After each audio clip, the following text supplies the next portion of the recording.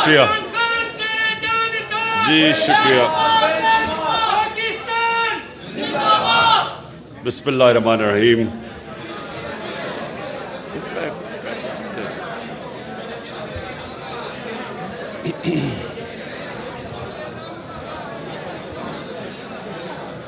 ایاک نعبد و ایاک نستعین.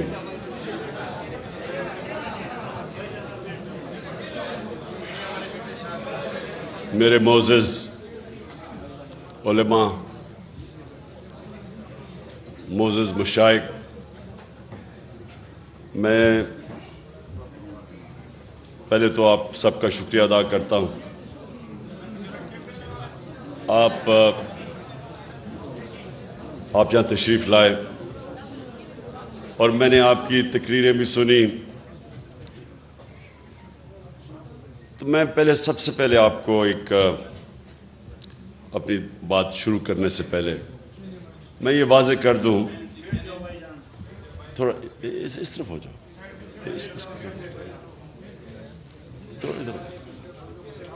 اور آپ بھی نیچے ہو جاؤ، وہ نہیں دیکھ سکتے. تو میں یہ واضح کر دوں کہ میں کوئی اسلام کا کوئی عالم نہیں ہوں. میں کوئی اپنے آپ کو اسکالر نہیں سمجھتا اسلام کا. لیکن میں جس طرح کل بھی میں نے یہ بات کی کہ میں نے اپنی زندگی کے تجربے سے، اور میں نے بڑا مغربی کلچر اندر سے دیکھا، اور اپنا تو میں جانتا تھا. ہم بڑے ہوئے ایک ایسے گھر میں جدھر شروع سے ہی ہمیں بڑی تربیت دی گئی اسلام کی. تو لیکن مجھے جو فرق ہے باقی لوگوں سے، میں جو مغربی کلچر ہے وہ میں شاید ہی کوئی اتنا بہتر سمجھتا ہوں جو میرے سے زیادہ. تو میرا زندگی کا سفر وہ اس طرح ہوا کہ میں جب دونوں کلچر کا موازنہ کیا تو آہستہ آہستہ میں اس نتیجے پہ آتا گیا کہ وہ جو مغربی معاشرہ ہمارے سے آگے نکلا ہے اور ہم پیچھے رہ گئے، میں آہستہ آہستہ اس نتیجے پہ آ گیا کہ اس کی ایک وجہ ہے کہ ہمارے نبی صلی اللہ علیہ وسلم رحمت للعالمین، ہمارا جو رب ہے وہ رب العالمین ہے، رب المسلمین نہیں ہے، مسلمانوں کا خدا نہیں ہے، انسانوں کا خدا ہے. اور ہمارے جو نبی صلی اللہ علیہ وسلم تھے وہ سارے انسانوں کے لیے رحمت بن کے آئے تھے. اللہ چاہتا تو وہ صرف مسلمانوں کے لیے رحمت بن کے آئے، لیکن وہ سب انسانوں کے لیے رحمت بن کے آئے تھے. اس کا کیا مطلب ہے؟ اس کا مطلب یہ ہے کہ جب اللہ ہمیں حکم کرتا ہے کہ نبی صلی اللہ علیہ وسلم کی شریعہ پہ چلو، ان کی سنت پہ چلو، تو وہ ہماری بہتری کے لیے اللہ کہتا ہے. یہ میں آپ کو پھر بتا رہا ہوں کہ یہ میں اپنے زندگی کے تجربے سے ان چیزوں پہ پہنچا، ان نتیجوں پہ پہنچا کہ جب اللہ حکم کرتا ہے کہ ان کی زندگی سے سیکھو، ان کی سنت پہ چلو، تو اللہ کیا کہہ رہا ہے؟ اللہ ہمیں کیونکہ ہمارے سے پیار کرتا ہے، اللہ وہ اپنی مخلوق سے سب سے زیادہ پیار کرتا ہے، تو وہ ہمیں وہ راستہ دکھا رہا ہے جو راستہ انسان کے عروج کا ہے. کیونکہ دنیا کی تاریخ میں نہ کوئی وہ انسان اس عروج پہ پہنچ سکتا ہے، نہ کبھی پہنچے گا جو ہمارے نبی صلی اللہ علیہ وسلم پہنچ ہی نہیں سکتا. کوئی اتنا بڑا لیڈر نہیں بن سکتا. کسی ایک انگریزی کتاب ہے کہ دنیا کے جو 100 سب سے عظیم لوگ، انگریزی کی کتاب ہے، ولیم ہارٹ انگریز نے لکھی ہوئی ہے. اس میں وہ کتاب 100 انسانوں کی بات کرتا ہے کہ دنیا کے سب سے عظیم انسان تھے. اس میں جو وہ سب سے نمبر 1 رکھتا ہے وہ ہمارے نبی صلی اللہ علیہ وسلم کو رکھتا ہے. کیوں رکھتا ہے؟ کیونکہ کسی انسان نے اتنی زندگی میں اچیومنٹ کی نہیں کسی انسان نے وہ دنیا کے اندر اس کو وہ عروج ملا ہی نہیں، وہ کام کیے ہی نہیں جو ایک انسان نے کیے۔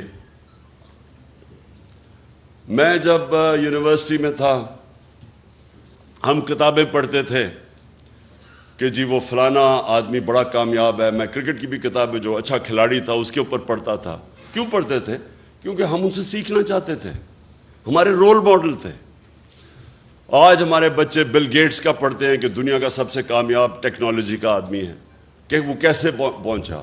اسٹیو جابز، یہ بڑے لوگ جو کامیاب ہیں، لوگ ان کی کتابیں پڑھتے ہیں۔ تو جو آج انسان سب سے دنیا کی تاریخ کا عظیم آدمی تھا، تو اللہ ہمیں حکم کر رہا ہے کہ ان کی زندگی سے سیکھو، کیونکہ اگر آپ نے اوپر جانا ہے تو ان کے راستے پہ چلو۔ اللہ کو فائدہ نہیں پہنچا سکتا کوئی، اللہ بے نیاز ہے، یہ ہماری بہتری کے لیے وہ کہتا ہے۔ تو میرا یہ سب سے پہلا یہ نتیجے پہ میں کیسے پہنچا، کیونکہ جب میں نے دونوں معاشرے دیکھے، آپ حیران ہوں گے کہ جو مدینہ کی ریاست کے اصول بنائے تھے میرے نبی صلی اللہ علیہ وسلم نے، آپ حیران ہوں گے کہ وہ ان اصولوں پہ وہ مغربی معاشرے چل رہے ہیں۔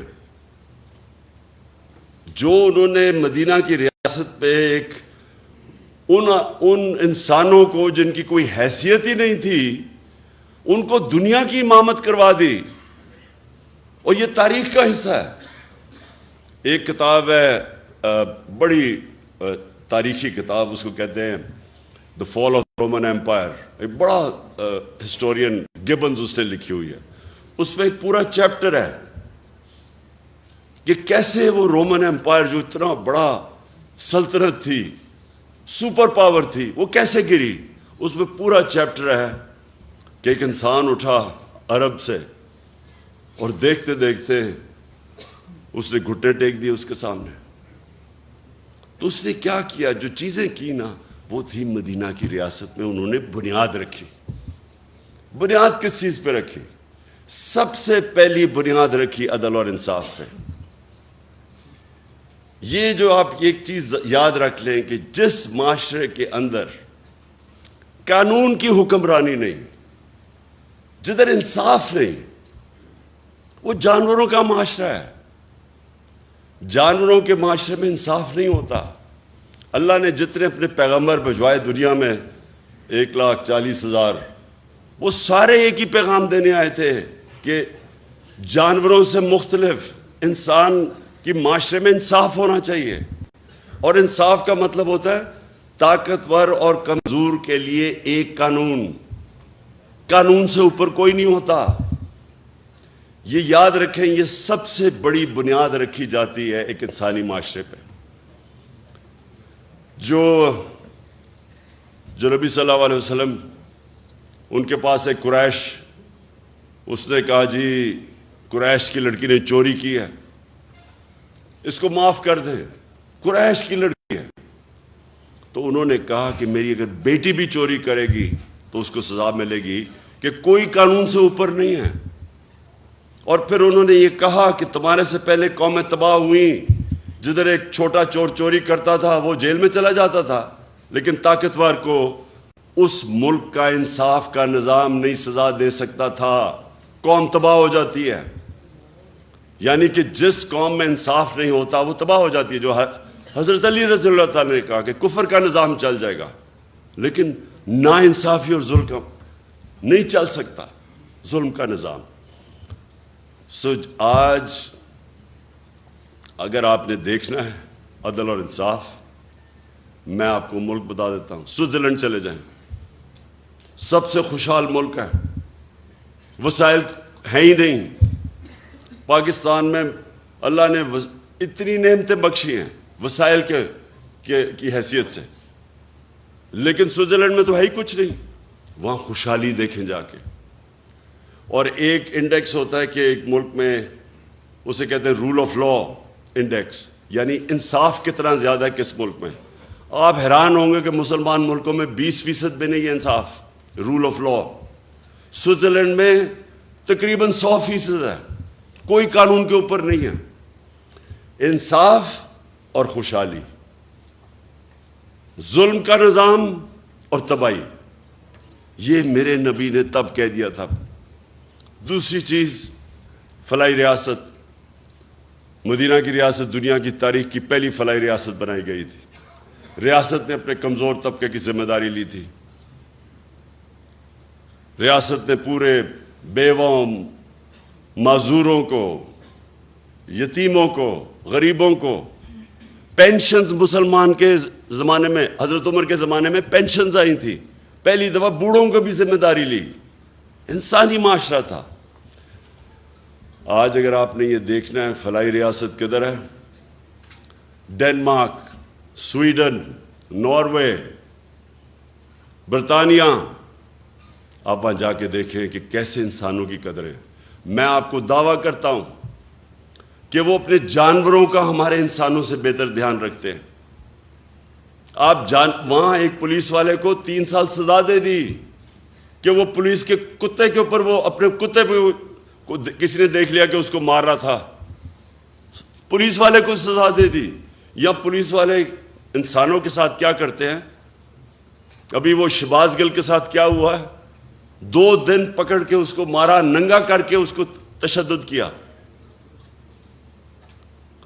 وہاں انسانوں کو، انسانیت کا تو نظام اور ہے، وہ جانوروں کو، ان کی ایک ہے RSPCA، وہ دیکھتی ہے کہ کئی جانوروں پہ تو نہیں ظلم ہو رہا۔ اور یہ کدھر شروع ہوا تھا؟ حضرت عمر نے کیا کہا تھا کہ اگر کتا بھی میری ریاست کے اندر بھوکا مرے میں ذمہ دار ہوں۔ بس میں ذرا چاہتا ہوں کہ میری آپ آج بات سن لیں، کیونکہ میں پھر آخر میں آنے لگا ہوں یہ حقیقی آزادی کے اوپر۔ دیکھیں، جو نبی صلی اللہ علیہ وسلم کی سنت پہ چلے گا معاشرہ، وہ اوپر چلا جائے گا، چاہے وہ مسلمان ہے یا نہیں ہے، کیونکہ وہ رحمت للعالمین ہے۔ اور جب ہم اپنے آپ کو مسلمان کہتے ہیں اور ان کے اصولوں پہ نہیں چلتے، تو پھر ہمارے سامنے تو انہوں نے کہا ہے کہ قومیں تباہ ہو جاتی۔ آج اب دیکھیں، میں زندگی کے 20-30 سال مغرب میں گزارے ہیں، وہاں تصور بھی نہیں کوئی کر سکتا کہ ایک ملک کا مجرم پکڑا جائے کہ لندن کے اندر بڑے بڑے محلات لیے ہوئے اور ایک رسید نہیں ہے کہ کدھر سے پیسہ آیا۔ 3 دفعہ پرائم منسٹر، بچے اس کے لندن بیٹھے ہیں، اربوں روپے کے گھروں میں رہتے ہیں، کہتے جی ہم پاکستانی شہری نہیں، اس لیے ہم بتاتے نہیں ہمارے پاس پیسہ کدھر سے آیا۔ وہ عدالت، سپریم کورٹ اس کو کنوکٹ کرتی ہے، مفرور جھوٹ بول کے ملک سے باہر بھاگتا ہے، اور وہ آج پاکستان کے فیصلے کر رہا ہے۔ وہاں بیٹھ کے ابھی یہ جو آڈیو لیکس آئی ہیں، یہ جو انکشاف آپ کے سامنے ہوئے ہیں، ان کے اندر پتہ چلے گا کہ وہ سارے ایک مفرور، ایک کرپٹ آدمی، ایک جھوٹا آدمی، ایک اربوں روپے اس ملک کے چوری کر کے بڑے بڑے محلت میں باہر رہنے والا آدمی، وہ ملک کے فیصلے کر رہا ہے۔ یہ مغرب میں تصور بھی نہیں ہے۔ اور اس کا جو منشی اسحاق ڈار، وہ جو آیا ہے، یہاں پہنچا ہے، سوچیں کہ اس کو نیب نے بلایا، پوچھا کہ تمہاری پراپرٹیز کدھر سے آئی ہیں، بجائے جواب دینے کے لیے پرائم منسٹر کے جہاز میں مفرور ہو جاتا ہے۔ نون لیگ کے زمانے میں وہ آج پاکستان آ گیا ہے اور فائنانس منسٹر بن رہا ہے۔ یعنی اب پاکستان کا پیسہ، فائنانس کس کے حوالے کر رہے ہیں؟ جو مفرور 5 سال سے بھاگا ہوا تھا کہ جی میری طبیعت ٹھیک نہیں تھی، وہ ابھی تک یہی نہیں پتا کہ 5 سال کس چیز کا علاج ہو رہا تھا، اس کا کوئی ایسی بیماری ابھی تک پتہ ہی نہیں ہے جس کو 5 سال لگ رہے تھے، وہ بیماری نہیں تھی، ڈرا ہوا تھا، اور تب اب ڈیل کر کے یہاں پہنچا ہے، اور اب آ کے پاکستان کا فائنانس منسٹر بنے گا۔ 22 کروڑ قوم کی، یعنی آپ کے خزانے پر بیٹھے گا، بلے کو بٹھاؤ گے دودھ کی حفاظت کرنے کے لیے، یہ کسی مغربی معاشرے میں نہیں ہو سکتا، کیونکہ وہاں انصاف ہے۔ اور میں جب یہ چیزیں آپ کے سامنے رکھتا ہوں، اور یہ جو ابھی آپ نے فضل الرحمان کی بات کی، یہ اس گورنمنٹ کا حصہ ہے جدھر یہ ظلم ہو رہا ہے۔ سارے 60% جو کیبنٹ بیٹھی ہے، 60% کیبنٹ ضمانت پہ ہے، کرپشن کے کیسز کی ضمانت پہ ہے۔ یہ کس مغربی معاشرے میں ہوگا؟ اس لیے وہ ہمارے سے آگے ہیں کہ وہ ان کے جو احکامات میرے نبی نے ہمارے لیے، مسلمانوں کے معاشرے کے لیے جو ہمیں کہا تھا کہ یہ آپ کے لیے لازمی ہے، وہ ادھر چل رہے ہیں۔ انسانیت وہاں بہتر ہے، فلاحی ریاست بہتر ہے۔ وہاں غریب آدمی بے روزگار ہوتا ہے، اس کو پیسے ملتے ہیں جب تک روزگار نہیں ملتا۔ وہاں غریب آدمی کے لیے بہترین سکول ہیں، مفت پڑھائی ہے۔ غریب آدمی کسی ہسپتال میں جائے، اس کو مفت علاج ملتا ہے۔ جو ہم نے کوشش کی ہیلتھ کارڈ لا کے کہ عام لوگوں کے لیے، غریب گھرانے کے لیے ہیلتھ انشورنس کہ 10 لاکھ تک کہیں بھی علاج کروا سکو، یہ تو ہم نے شروع کیا۔ یہ سارے مغرب میں ہیں۔ ادھر فلاحی ریاست ہے، عدالت میں جاتا ہے غریب آدمی، حکومت اس کو وکیل کر کے دیتی ہے، حکومت انصاف دیتی ہے اس کو۔ اس لیے اللہ کی برکت آتی ہے وہاں۔ جب غریب آدمی کی آواز، اس کی جب دکھ اور درد کی آواز اوپر سنتا ہے، اور جب آپ اس کی خدمت کرتے ہیں وہ بھی سنتا ہے اوپر والا۔ تو میں نے وہ معاشرے دیکھے ہیں۔ اس لیے جب میں آیا تو حکومت میں جب میں آیا، حکومت سے پہلے میں بات نہیں کی۔ جب میں حکومت میں آیا، پرائم منسٹر بنا، تب میں شروع ہوا کہ یہاں ریاست مدینہ کے اصولوں پہ پاکستان کو کھڑا کرنا ہے۔ اس لیے کیا کہ یہ کوئی نہ سمجھے کہ میں ووٹ مانگنے کے لیے کر رہا ہوں، کہ لوگ میری نیت پہ نہ شک کریں۔ جس طرح فضل الرحمان اسلام کو بیچتا ہے، اس کو جو مرضی فتویٰ دلوانا اسے دلوا لو، اگر اس کو تم پوزیشن دے دو۔ اس کا تو مقصد اسلام، اگر 30 سال سے وہ پالیٹکس میں ہے، مجھے بتائیں کہیں دنیا کے اندر اس نے ایک دفعہ اسلام کی کوئی بات کی ہے باہر جا کے؟ اور یہاں بتائیں پاکستان میں کتنے لوگ اس کو دیکھ کے مسلمان ہوئے ہیں؟ میں دعویٰ کرتا ہوں کہ لوگ اس کو دیکھ کے اسلام سے دور ہو جاتے ہیں،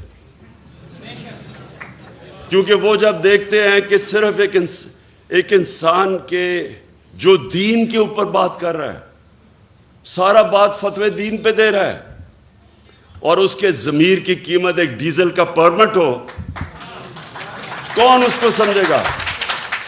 اس لیے میں آپ سے آج اپنے علماء اور مشائخ آپ سب سے یہ کہنا چاہتا ہوں کہ دیکھیں، یہ ایک پاکستان ایک فیصلہ کن موڑ پہ کھڑا ہے۔